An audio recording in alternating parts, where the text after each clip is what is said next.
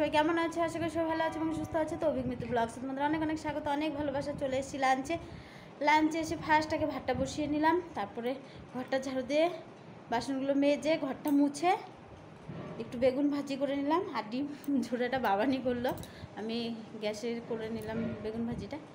আর ডিমটা বাবান হিটারে করে নিল। বাবানকে খেতে দিয়ে দিয়েছি, এখন যাবো স্নান।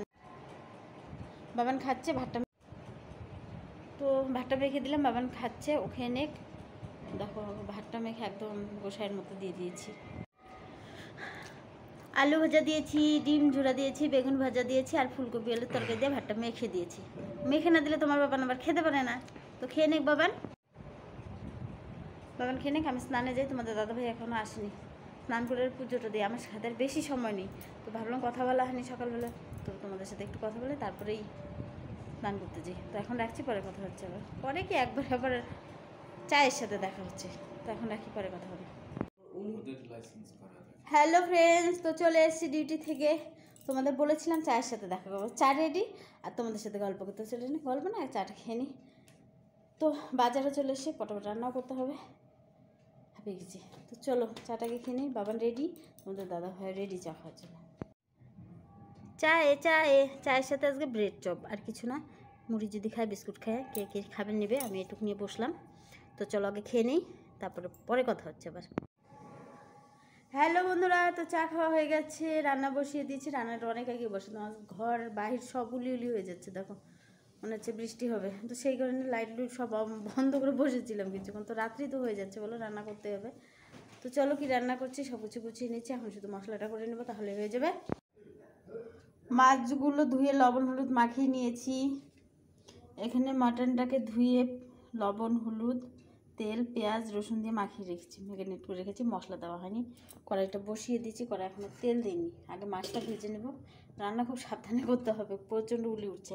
আর এখানে মাংসের জন্য আলু পেঁয়াজ রসুন টমেটো আদা সব ছুলে নিয়েছি। তো চলো মাছটা ভেজে নিই, আর আস্তে আস্তে মশলাটা করে নিই। কড়াই তেল দিয়ে দিই, চলো।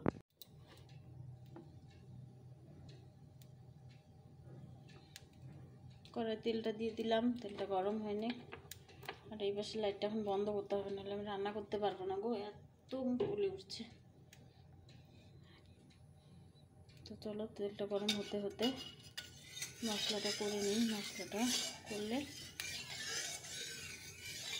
আর মাছের জন্য কেটে নিয়েছি আলু বেগুন দিয়ে মাছের ঝোল করবো।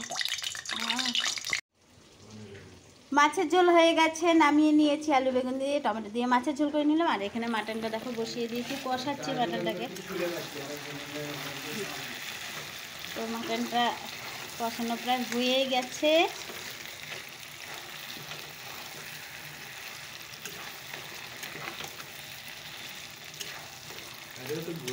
কেন আমি না,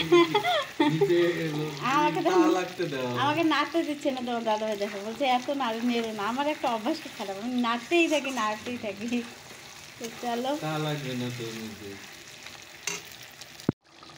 তো আমার মাটনটা রান্না হয়ে গেল, এখন একটু গরম মশলা দিয়ে দেবো, তাহলেই রেডি, আর নামিয়ে নেব।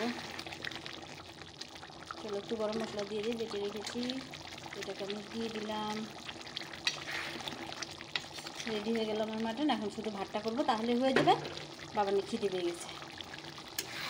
তো চলো নামিয়ে নিয়ে ভাতটা বসিয়ে দিই।